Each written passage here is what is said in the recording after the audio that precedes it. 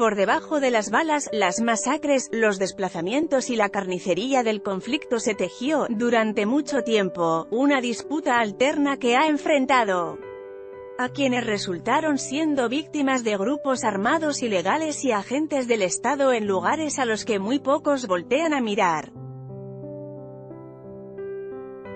Mientras en unos sitios se mataban hijos y esposos, se violaban mujeres y se despojaban territorios campesinos, en otros, los suelos se llenaban de minas antipersonales para romper las piernas de los enemigos. El éxodo obligado por el cerco de fuego llevó a unos a los territorios de los otros y hoy indígenas y campesinos están en bandos distintos en un pulso por las tierras, a pesar de que son varios los objetivos que los unen. La situación se ha agravado, sobre todo, con la implementación del acuerdo de paz, como ya había sido advertido antes de la firma, pues el gobierno, en el proceso de poner a andar lo pactado, tendrá que legalizar tierras, demarcar territorios y entregar y adecuar terrenos en los que deberían entrar en operación los proyectos productivos que garantizarán la seguridad alimentaria y la economía en las comunidades que, por ejemplo, entraron a hacer parte del programa de sustitución de cultivos de uso ilícito y han empezado a erradicar desde hace varios meses las plantaciones de coca de sus patios.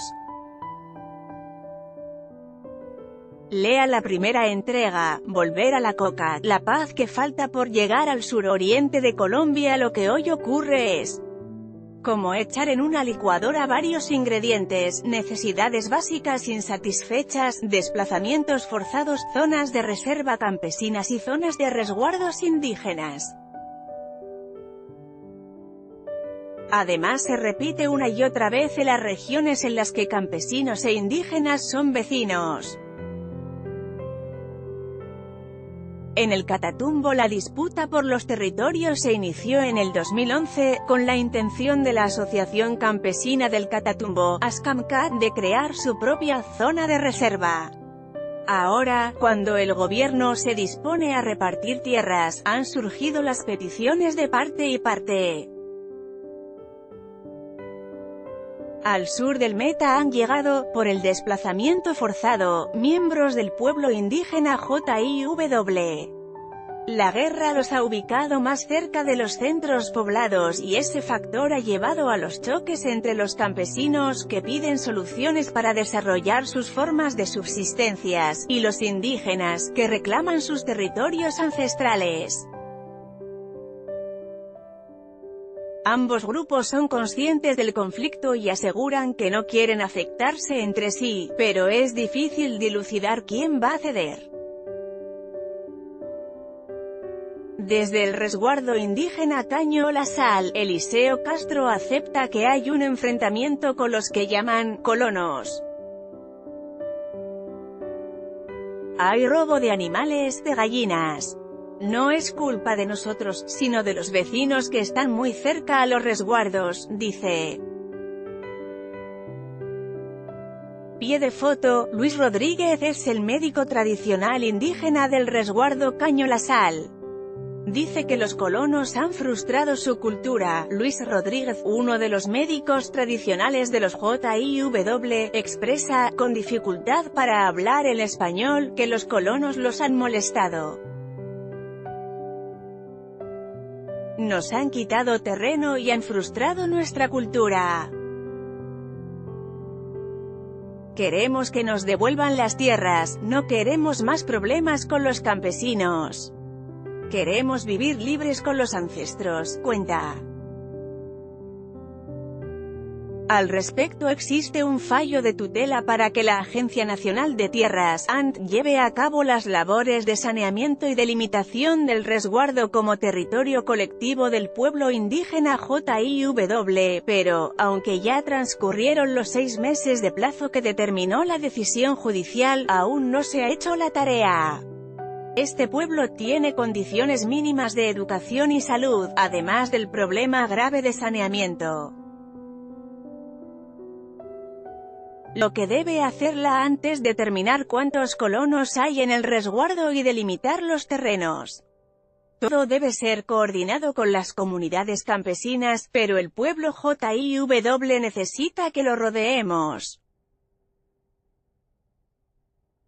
Viven en condiciones difíciles, sin un puesto de salud, hay más niños que adultos y a ellos, los niños, se les deben dar todas las garantías, explicó el defensor del pueblo, Carlos Alfonso Negret.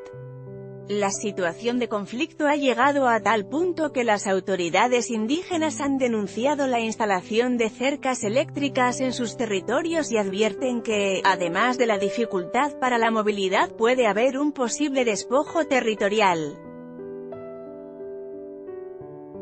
Los indígenas del resguardo Caño La Sal viven en un lugar remoto a donde se llega después de varias horas de recorrido por carreteras destapadas casi trochas. Pie de foto, niños indígenas del resguardo Caño La Sal corren detrás del dron que registra la misión humanitaria en Guaviare y Meta. Sin gente y sin tierras, los frutos de una ceiba reciben a las lanchas que arriban a la vereda Puerto Alvira, Meta. Conocida en la zona como Caño Jabón, a unas 3 horas de recorrido por el río Guaviare desde San José. Tiene comercio a la entrada, pero, en general, es un pueblo en el que solo quedan fantasmas y las casas desocupadas se cuentan por decenas. En lo que en su tiempo fue un bar con tejo quedaron sobre una mesa las botellas vacías y rotas que alguna vez fueron, de verdad, las últimas de la noche. El contraste con sus mejores épocas es abismal, según la historia que cuenta Israel Rodríguez Aguirre, de 63 años, sentado en su bicicleta, en mitad de la calle y bajo un calor de 31 grados Celsius. Acá llegaban 7 y 8 vuelos diarios y camionetas desde Villavicencio. Traían todo y se vendía todo. La droga tenía a este pueblo como un lugar próspero.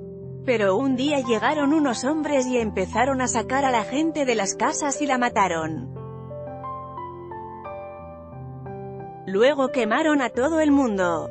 Decían que éramos auxiliadores de la guerrilla, que les dijéramos a ellos que nos defendieran. Yo me salvé porque se descuidaron y me cambié de fila, cuenta Rodríguez, quien se ufana de tener 2 casas en medio de un mar de viviendas que ya nadie habita, que ya no son de nadie. Se refiere a la masacre que perpetró un comando de 200 paramilitares el 4 de mayo de 1998, a la cabeza de Manuel de Jesús Piraván, alias Jorge Pirata, quien seguía órdenes de Carlos y Vicente Castaño, comandantes de las autodefensas.